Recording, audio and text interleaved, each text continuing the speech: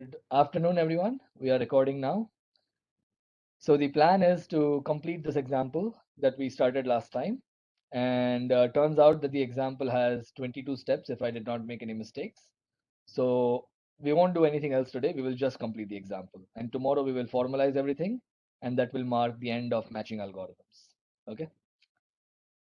All right. So I just want to quickly go over the last 2-3 steps, which I kind of rushed.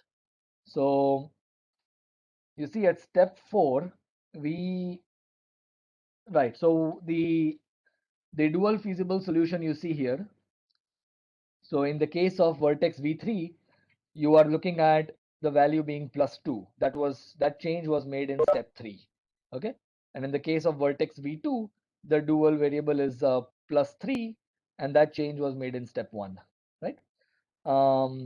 All right. So that is our dual feasible solution. The other vertex dual variables are as indicated on the vertices with a plus sign or a minus sign, but I think they are all plus sign right now.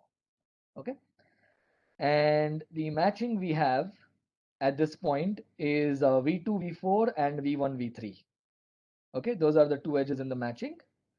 You can see that in this diagram. Right. So let me just label things V0, V1, V2, V3 and V4. And with respect to the current dual feasible solution, all the edges that you see here, 1, 2, 3 and 4 edges, they are all tight edges. And in step 4, the tree was just a single vertex, which was the root vertex, which was V0, right? Which augmented the matching. And whenever we augment the matching, we can choose any vertex that is exposed as a root vertex. If there are no exposed vertices, then we will have a minimum cost perfect matching. Okay, good. So in step 4, the tree was just a single vertex. In the next step, we are trying to grow the tree, but the tree has to always be a subgraph of the tight graph, which I'm referring to as E tight, right? So it's just a tight edges. Okay. So we looked at vertex V0, which is a black vertex in this tree, and we look at its neighbor. So we look at vertex V1, which is a matched vertex. So when we see a matched vertex, we include that vertex and the matching edge at that vertex, right? So we grow the tree to V0, V1, V3. That happens in step 5. Okay. And in step 6, we again look at the black vertices and the neighbors outside the tree in the tight graph. And we see that V2 is a neighbor, which is again a matched vertex. So we'll include that and the matching edge V2, V4. So at the end of step 6, our tree has grown to 4 edges and 5 vertices. Okay. The tree always has to be an M alternating tree. This is something to keep in mind. Okay. So every step, the tree has to be an M alternating tree. Even if it is a single vertex root node, that is an M alternating tree by definition. Okay. So are there any questions or concerns at this point until step 6? Okay. So in step 6, if you look at the tight graph, all of the tight edges are already in our tree. They are the 4 edges that you see in the tree. Right? So we can't grow the tree anymore inside the tight graph. It always has to be a subgraph of the tight graph, right? So we can't grow it inside the tight graph anymore.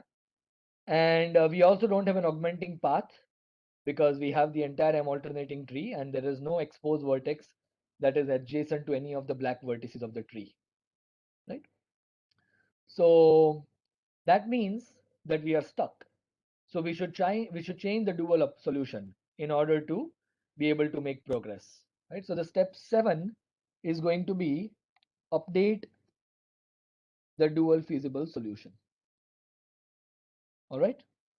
And how do we do this? Right. So let me, yeah. So let me just draw the tight graph here. Sorry, no. This is, yeah. Okay. So that is our tight graph.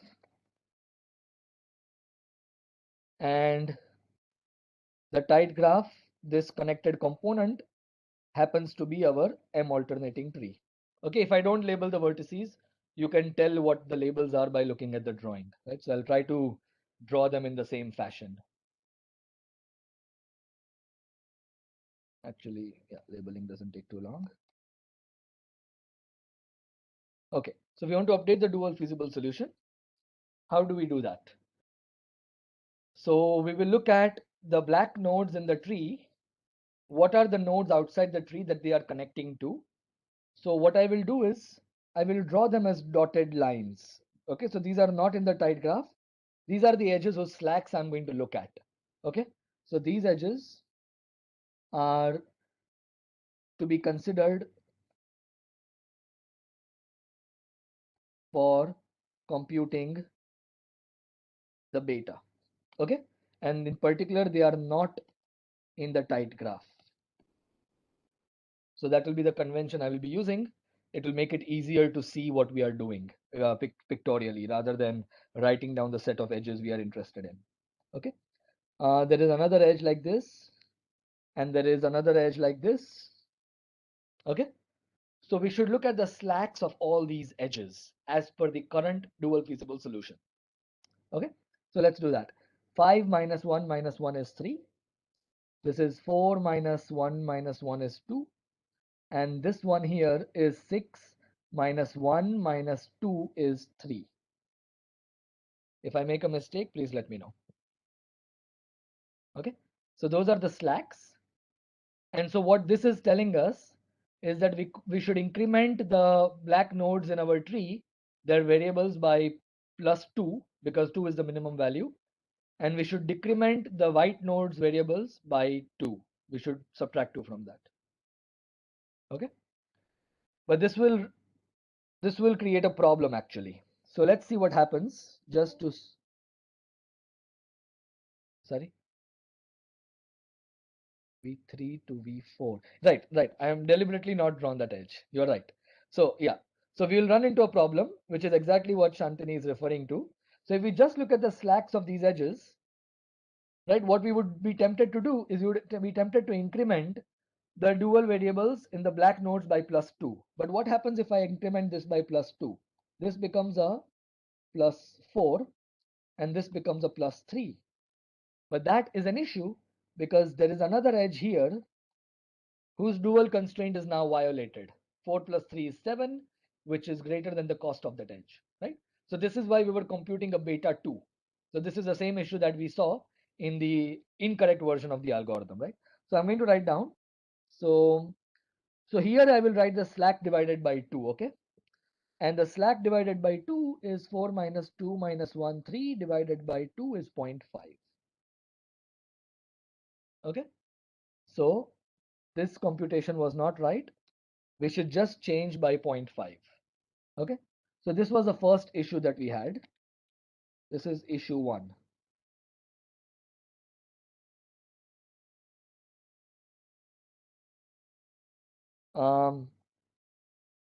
If we choose beta to be equal to 2, then the condition, the dual condition for v3 v4 is violated, and that is why we have to choose a beta 1 and a beta 2. Okay, so the beta 1 in our example is the minimum of 3 2 3, which is 2, and the beta 2 in this example is simply there is only one edge joining two black nodes in the tree in the original graph, and that edge has slack divided by 2, 0.5. And so our beta will be the minimum of beta 1 and beta 2, and that is 0.5. Okay, so these are the changes we are going to make now. All right. Okay, so let me quickly do that here, and then we will move to a fresh page.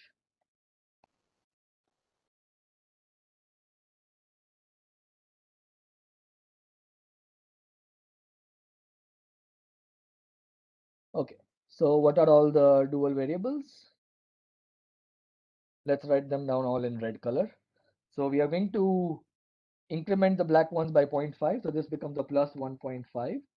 This becomes a plus 0.5.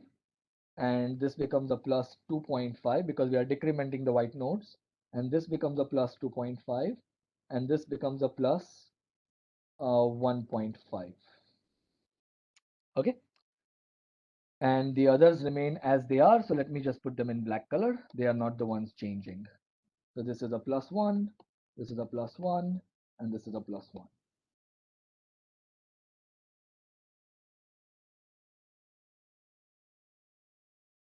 Okay, good.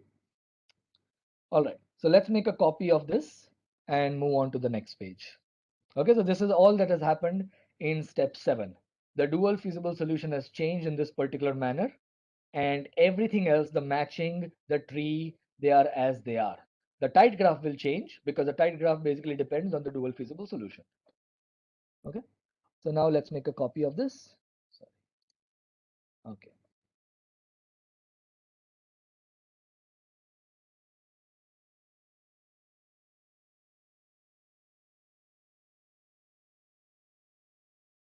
All right, and let's go on to a new page. Okay, so we've got, let's label the vertices here, V0, V1, V2, V3, V4, V5, 6, and 7. Okay, and let's draw our new tight graph with respect to this. So observe that all the tree edges will remain tight because we subtracted beta, we added beta. Okay, so without even doing any calculations, I can immediately draw my tree edges as here. And okay, we need to know the cost of the edges. So let me just quickly put them. All right. So they are 2, 3, 4, 4, 4, and 6, 6, 8, 4, 5, 9. Okay. And observe that one more edge has become tight. Can anybody tell me what is one more edge which has become tight? V3, V4. Exactly.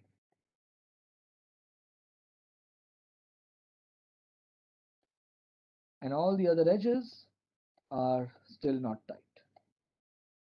Okay. Now what do we do? So our tree is still the same. So the black white nodes indicate the tree vertices and edges, and it's an M alternating tree. So you can look at this and tell what is the tree, right? There is one edge which is not in the tree. Okay. So now what do? We still cannot grow the tree. We still cannot grow the matching. We can't even do a dual update anymore because we already did the dual update that was best possible. V3, V4 now has slack 0. So you can't increment in the usual manner, right? So now we are stuck. We can't do any of the previous steps that we have seen so far in this algorithm. So what should we do? Shrink. Edmonds said shrink the blossom. So let's do that. All right, great. So this is issue number 2. Okay.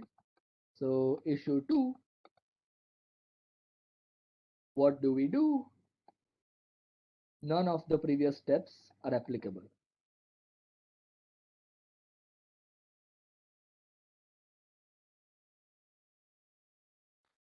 So we go to Edmonds and he says, shrink the blossom.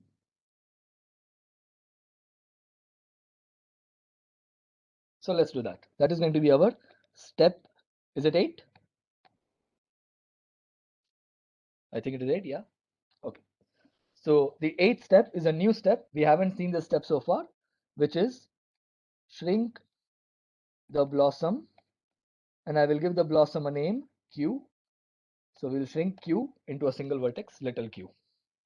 Okay.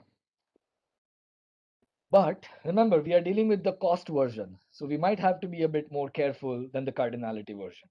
Because, for example, in the cardinality version, we threw away parallel edges because they did not really matter. But in the cost version, edges have costs. So two parallel edges are not necessarily identical. They matter, the costs matter. Okay, so there are some tricky things involved. Anyway, so let's try to shrink this into a single vertex. So we get a vertex here, and let me draw the complement. So whenever you shrink a blossom, it's easier to first draw the complement. So the vertices except for the Q vertices. Right? Once you've drawn the complement, you can try to see how many edges are going into the blossom from the complement. Okay, So we have got one edge going from V5. So maybe let me label this V5, V6, V7. We have got one edge going from V5 and another edge going from V5. So we actually have two edges here. And then we have got one edge going from V7. And the total number of edges in this cut is 3. So we have exactly 3 edges. And it looks like this.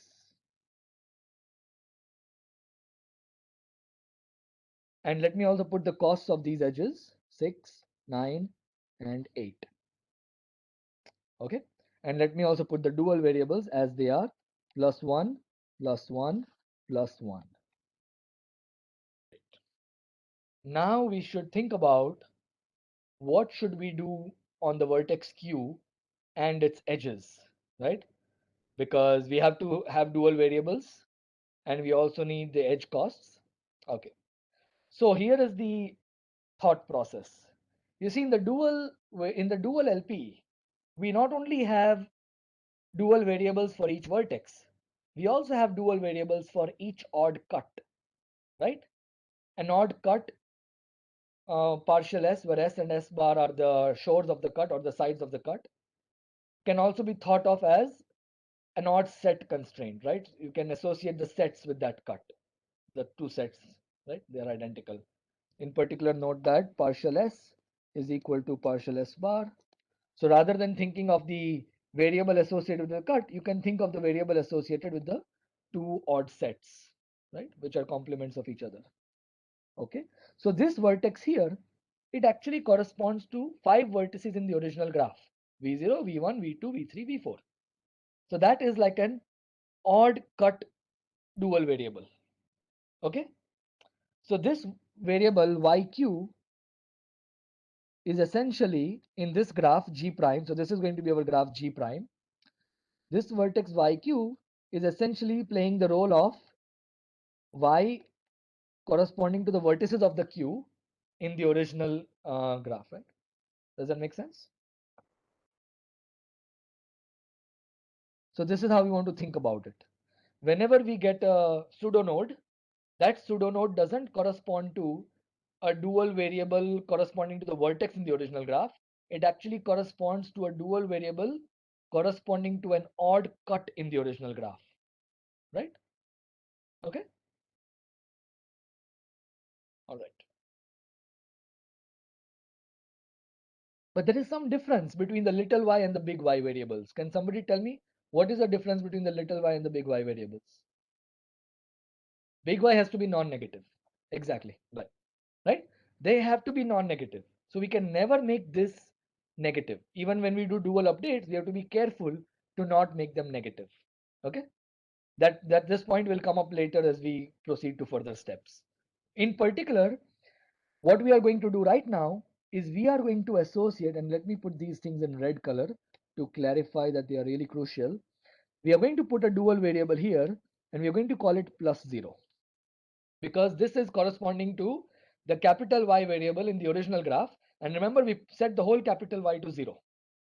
That is why this is going to be a 0 right now. And in future, if we make changes to it, we have to keep in mind that it has to be non-negative. We can never make it negative. Okay. So, okay. So that's one thing that is clear. Now you may say, okay, what about the costs of these 3 edges? Let me put the costs as they are: 6, 4, and 5. Okay. There is an issue here. You see, in the original graph, these there is a hidden variable. There is a hidden dual variable, which is the, so if you look at the first edge, right, this edge is this edge joining V3 and V5. So probably it is a good idea for each edge to keep the labels of the vertices, because when we go further, we will need to know which edge, which parallel edge corresponds to which original edge in the graph. Okay. So one way to do it is to label it as V3, V5. So you can think of this as V3, V5. Okay. You can keep track of this. And you can think of this as V4, V5. And this is V4, V7. Okay. I won't always write it down, but I'm writing it down this time, just so that we know that we also have to keep track of which parallel edge corresponds to which original edge in the graph. Okay. Um, Good. Now you see this edge V3, V5. If you go to the original graph, there is an end here whose dual variable is already 2.5. Okay. So if we find a solution in this graph, it won't work for the original graph, because in the original graph there is already a dual variable whose value is 2.5. So the way we are going to fix this issue is we are going to subtract that 2.5 from 6, and we are going to modify the costs. Okay. And there is a proposition which I'm going to write down tomorrow, is that if you do these modifications, then solving the problem on G prime, C prime will be the new costs, gives you a solution in the original graph G comma C. Okay. I'm not going to write down the whole proposition right now, because it will be a bit of a distraction from what we are doing, right? But we'll write down the proposition tomorrow. So V3, V5 has a hidden dual variable, right? So this edge, if you look at the constraint for this edge, it will have the two ends of that edge and all the cuts containing that edge, right? So one of the ends is the vertex V3 has a hidden dual variable corresponding to vertex V3, which belongs to the set of vertices Q, right? So we want to make sure that this hidden dual variable, we still have the information that was associated with it. And the variable had value 2.5. So we're going to subtract 2.5 from this edge cost and use the new cost as 3.5. Okay.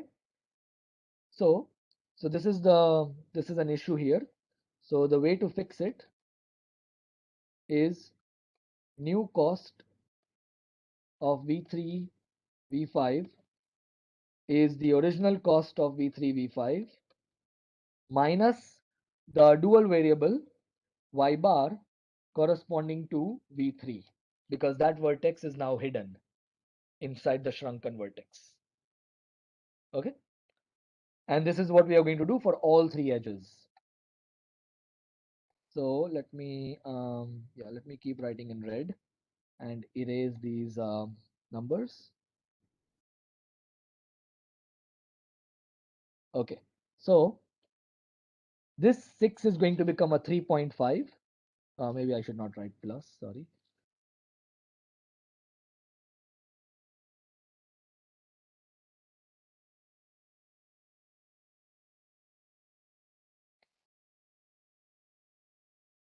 This is 3.5. This 4 is going to be 4 minus 1.5, that is 2.5.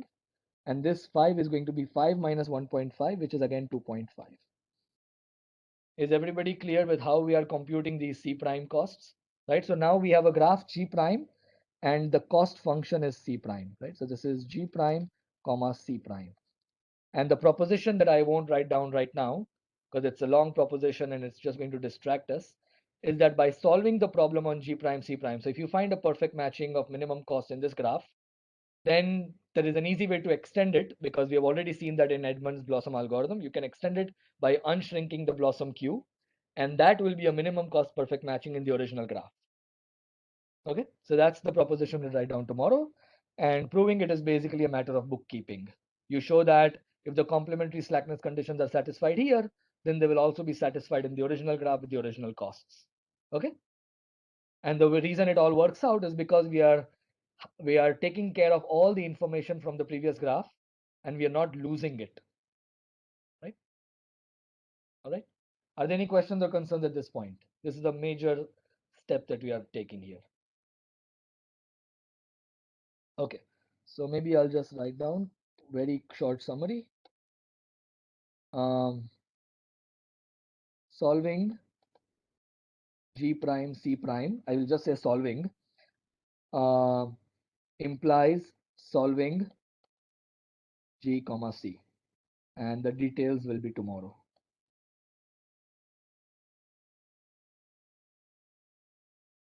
Okay. Anyone in the call has any questions regarding what we have done so far in step 8? Okay, let's see how much time we have. Okay, so we are still at step 8. Good. All right. Okay. So now let's see what we have. What is the tight graph? And right, so if you think about the tight graph, all the edges that were tight, they've already been shrunken.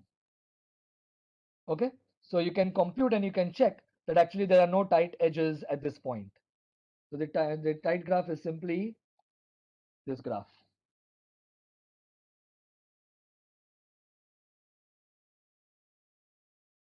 Right, so tightness is computed in the same way.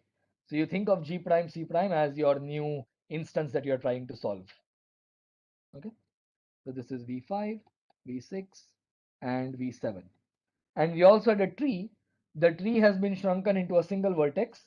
So the current root of the tree is the vertex Q, the pseudo node Q. Okay, so this is our tree, single vertex. Okay, so in the tight graph, we can't grow the tree anymore. We can't. What about the matching? Oh, the matching has completely disappeared because all the matched vertices, they have been shrunken into a single vertex, right? So in fact, what we want to note is that the number of exposed nodes has not changed. Notice that the number of M prime, which is our matching exposed vertices here, is exactly 4, V0, V5, V6, V7, and here also it is 4. So the number of exposed vertices will never increase. This is a property of the algorithm, right? So here also the number of exposed nodes and the M prime is now empty, and it is still equal to 4 because we are exactly 4 vertices exposed.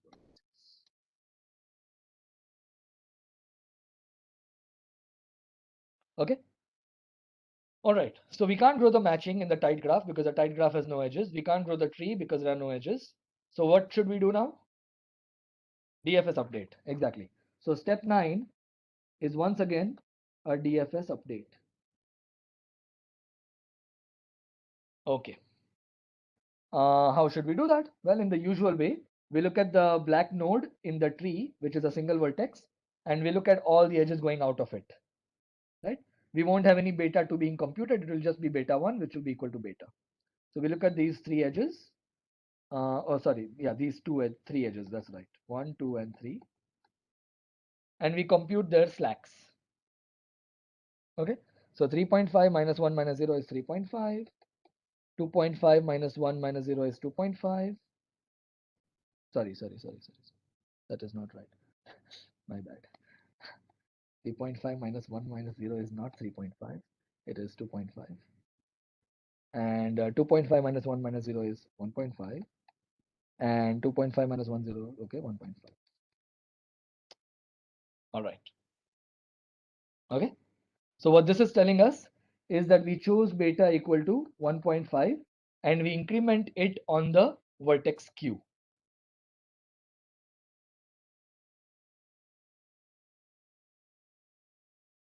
Okay.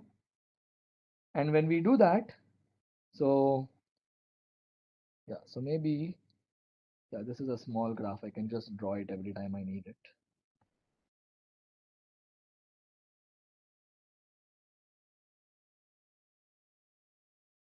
Okay. So the dual solution is the same as before, except for one value has changed. That is this one. This is now plus 1.5. Okay. And all the others are as they were. This is plus 1, plus 1, plus 1. And the costs are as they are. I won't write down the costs again. Okay. And what are the tight edges? There is only one tight edge, which is the edge joining Q to V5, the lower edge, not the upper edge. Right. So we have one Q to V5. This is V6, V7, and we have this edge is tight. And this edge, I want to remind you, is the edge corresponding to V4, V5 in the original graph. Okay, so rather than giving each edge an alphabet like F1, F2, I will just refer to it by its original vertices. Right?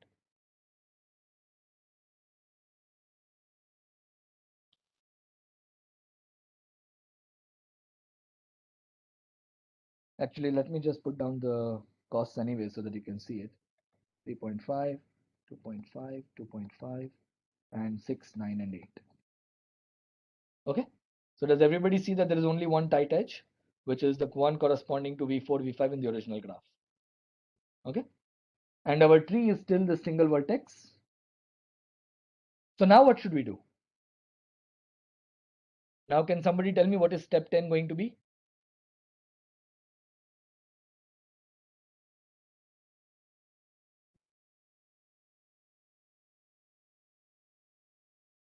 Sorry? Q to V7, is it tight? Oh, it is tight. You're right. Sorry. Yeah, there are two tight edges, right? Yeah, there are two tight edges. My bad. Yeah, you're absolutely right. Okay, thanks. Good. So in fact, there are two tight edges, Q to V5 and Q to V7. They both had a slack of 1.5. So it makes sense that they would both become tight. Thank you. Good. So now what should we do? Right. We can augment the matching. This is a root vertex and it is the tree is only one vertex, right? So we can augment it either using QV5 or QV7. So let me choose QV5. Okay. So step 10 is to augment M prime, which is a standard step that we have seen earlier. And so the new M prime is going to be QV5. Notice that the exposed nodes has reduced once again. Okay, so now we have only two exposed vertices. Okay, and well, whenever we augment the matching, we need to choose a new root, which is an exposed vertex. So I'm going to choose V7. Okay, so we augment M prime and we choose a new root, which is V7. Okay, so new root is V7 and the tree is simply one vertex V7 and the empty set, right? That is the standard thing we do. Every time we augment the matching, we just put a new exposed vertex as the root. All right, good. So now what should we do? Now the new root is, so I'm going to make modifications here itself. Step 11, let's see what it is. So now this is the new root. And this is in our matching now. Okay.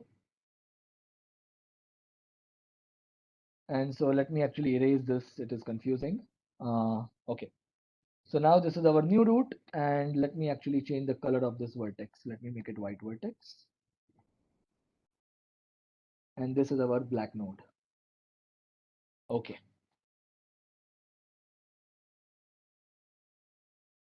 So this edge corresponds to V4, V5, and this edge corresponds to V4, V7. Okay, so now what shall we do? The tight graph now has two edges and the root is just the vertex V7 and that is the whole tree. So what shall we do next? Grow the tree. Exactly. So we extend the tree T. Okay, and this will make it a three vertex tree, which will look like this. The whole tight graph is now our tree. The two edges of the tight graph are now our tree. Okay, so that is step 11. Good. I missed something.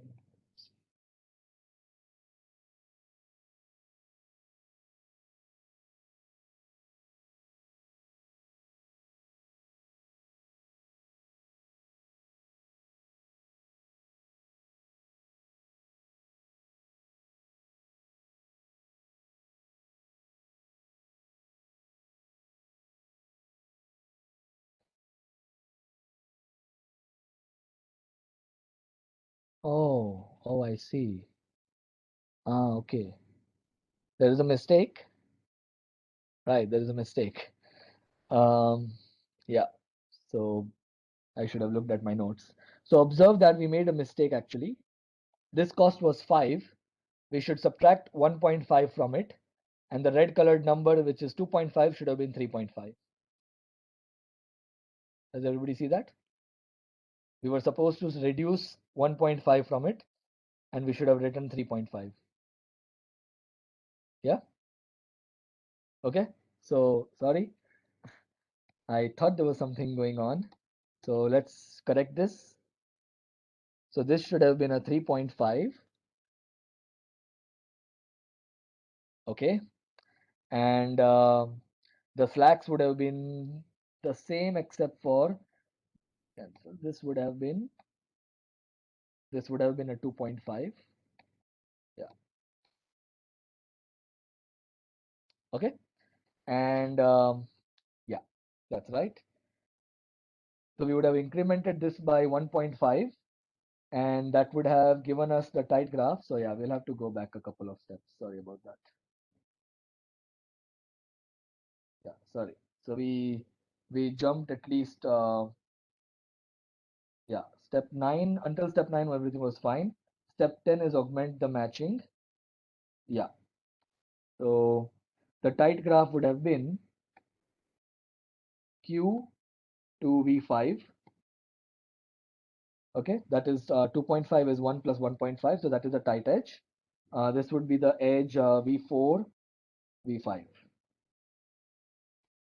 right? And the other edges are not tight. So we would augment the matching in the next step, right?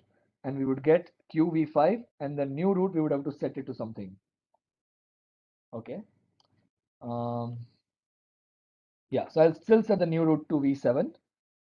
Okay, so until step 10 is fine now, we have fixed it. But this is the situation now, right? So we had one extra tight edge because I made a mistake in the calculation. So now we have this situation and we have only one tight edge right now. Okay, so we grew the matching and the tree is now right. So the matching is this, and I have set the new root to be V7. Okay, good. So at this point we can't grow the tree because we don't have any tight edges, right, at the vertex V7. So we can't grow the root anymore. So we need, and we also can't extend the matching anymore. Okay. So what we want to do in step 11 is once again a DFS update. Okay. Everybody with me? All right. Good. So let's see how we can update the DFS. So let's look at all the edges going from V7 and compute their slacks. 1, 2, and 3. All right. Yeah, I don't think we're going to finish this example today. Let's see how much we can do. So the slacks are 2.5 minus 1 minus, yeah, this is a, yeah, these 3.5s are incorrect, right? Yeah. So this is supposed to be a 3.5, right?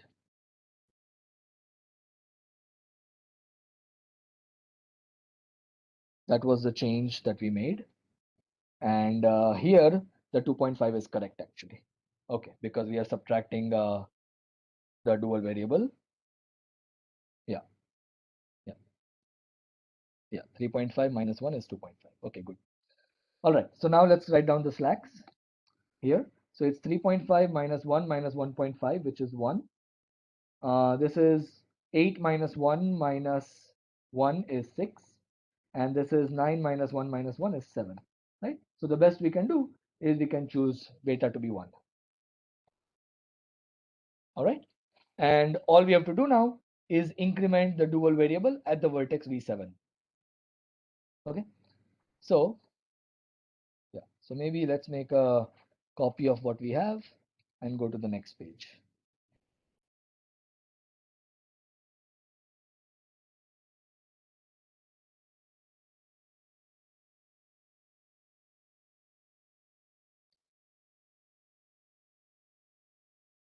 Actually, let me paste it here and make the changes. Okay, so now we are going to increase this plus 1 to a plus 2.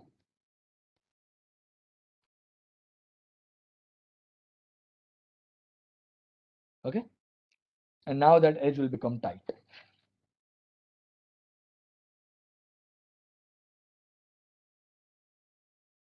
Okay, so let's move to the next page. and let's paste the same thing. And let's see how many steps you have completed. You have completed up to step 11. All right.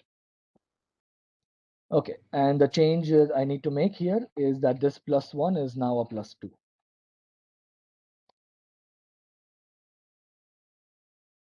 And this +1.5, let me just put it in black. All right, so this is at the end of step 11.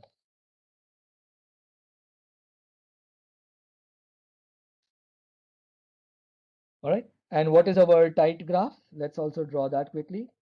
Q, V5, V6, and V7. And the tight graph will include this edge here.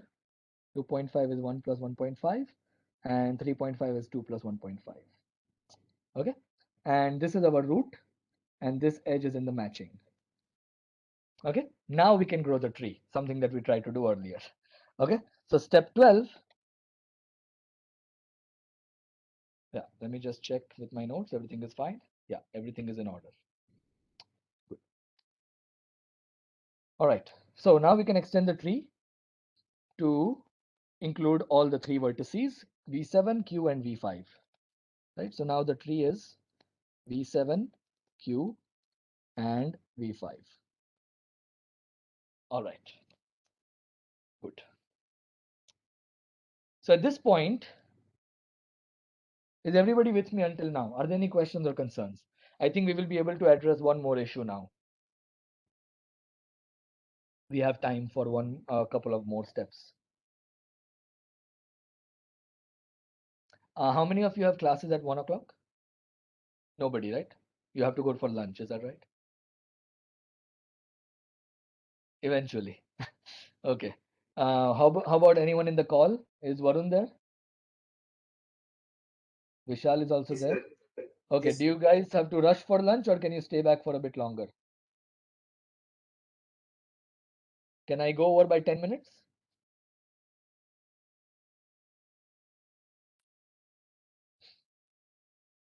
Okay, I take that as a no. Okay, so that is a no. So we'll try to finish at 12:50. All right. So, yeah. So what do we do now? We can't extend the tree. We can't grow the matching in the tight graph anymore. So what shall we do?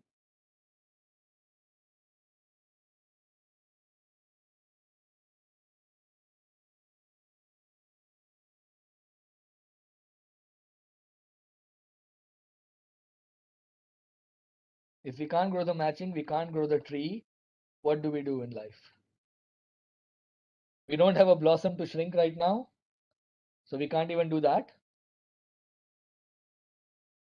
So what is the only other step we have seen? Sorry? DFS update. Let's try a DFS update. Okay, great. Let us try this. So what are the edges we should look at? We look at this edge. We look at this edge. Any other edges to look at? Yeah, this is also a black node at this point. So we should also look at this edge. Right? We should compute the slacks and slack divided by 2, depending on the situation. And that's it, right? Those are the three edges we have to look at. Trees, edges going outside from the black nodes or edges joining two black nodes, right? So let's see. What about the V5, V6? It is, what is the cost here? V5 to V6, can someone tell me the cost? It is 6. Yeah, I forgot to put that. So that is 6 minus 1 minus 1, that will be 4. V6, V7 is 9 minus 1 minus 2, that is 6. And let us look at V5, V7, that is 8 minus 2 minus 1, that is 5 divided by 2, 2.5. Right? Everybody remembers how we are calculating things, right? So I'm writing down slack or slack divided by 2, depending on the situation. Right? And we will choose beta to be 2.5. All right.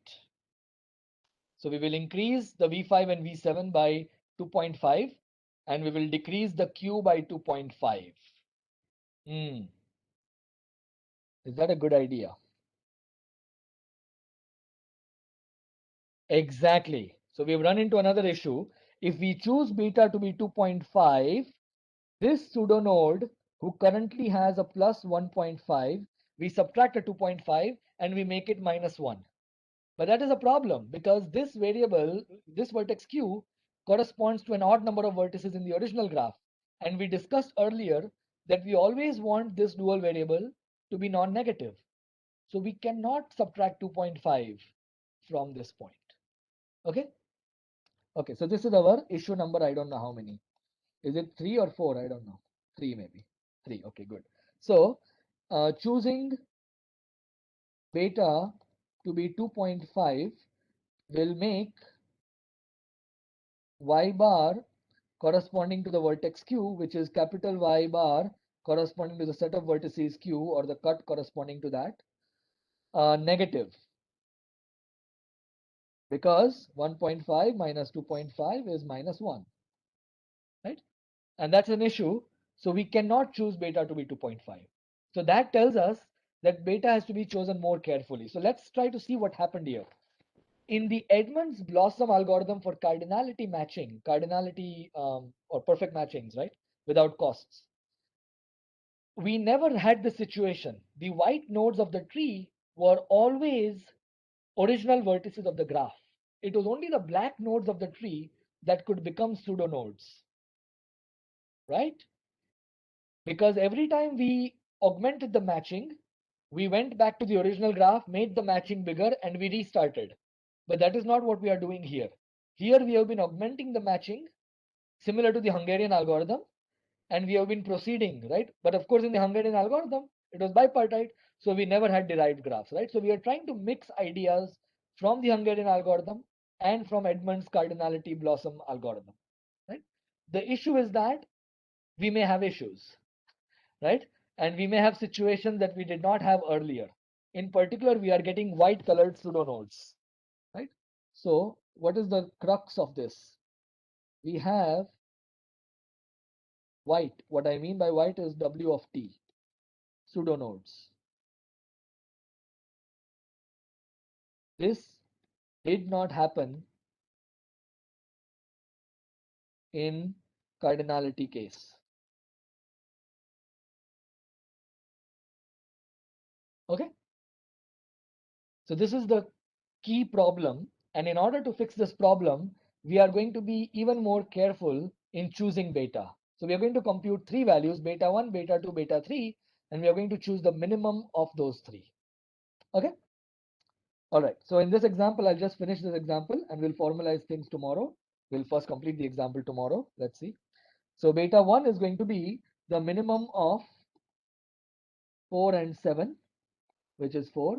Beta 2 is the minimum of 2.5, which is 2.5. And beta 3 in this example, and in general, you look at the white colored pseudonodes, if any, and you look at their y values, their dual values, and you choose the minimum of that. So it will just be the minimum of, so we are not looking at slacks anymore. We are looking at the dual value corresponding to the pseudonodes which are white in color. So we take the minimum of 1.5 and we get 1.5, and the beta is going to be the minimum of beta 1, beta 2, beta 3. And that in this example is 1.5. Okay. So this is how we are going to change things. So let me just quickly draw the dual, the graph and the new dual solution, and that will be all for today. So this is Q, this is V5, this is V6, and this is V7. All right. And the edge costs are as they were earlier, 3.5, 2.5, 3.5, and 6, 8, and 9.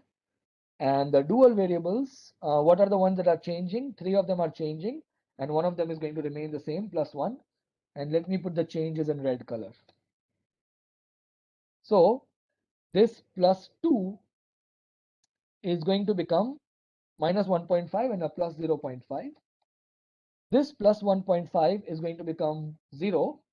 Let me put it as a plus 0 because it's a dual variable, so that you can distinguish. And this plus 1 here is going to become a plus 1 plus 1.5, so that will become a plus 2.5. All right, and let me quickly draw the tight graph.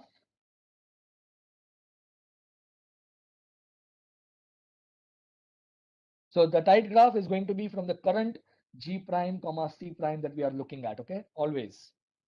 And the tight graph will always be, right, it will be a subgraph of G prime, and the tree will be a subgraph of the tight graph, okay. So what is the tight graph right now? So Q is here, V5 is here, V6 is here, and V7 is here. And can someone tell me what are the tight edges? This is tight, right? And no other edges are tight if I'm not mistaken.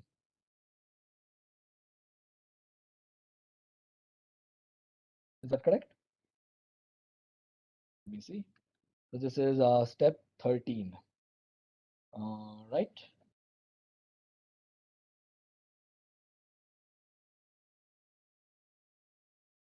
Oh, wait a second. Did I make any mistake? I think I did make a mistake, right? I was supposed to increment for this guy. So plus 2 will become a plus 3.5. My bad. Yeah, sorry. We were supposed to increase for the black nodes. So this should have been a plus 3.5. Yeah, we increased here, we decreased on Q, and we increased on V5. Good. Okay, so this should be tight, right? 3.5 is tight. This is a tight edge, and the other edges are not tight. Okay, and the matching is still, what was our matching earlier? It is still the same. We have not changed the matching. And the tree, what about the tree? The tree is still the same. Okay, and I want to finish now. Just give me 1 second. What do we do at this step? So this is what I want you all to think about now. So we have the issue 4. Okay, we have gotten to all the issues, and the rest is just details actually. So what next? Observe that you cannot grow the tree anymore. You cannot augment the matching anymore. You cannot update the dual feasible solution anymore because Q is already at 0. So you can't decrease anything from Q, right? Because it has to be non-negative. That is how we chose beta actually. So we can't update the dual feasible solution. We don't have a blossom to shrink. What do we do? Right? So none of the previous steps are applicable. Sorry, what was the answer? Unshrink the blossom. That's the next thing Edmonds said. Edmonds says, as Shantini does right now, unshrink the blossom. So that is going to be our last kind of step, resolving the last issue that we are going to face in this algorithm. So Edmonds now says, unshrink the blossom.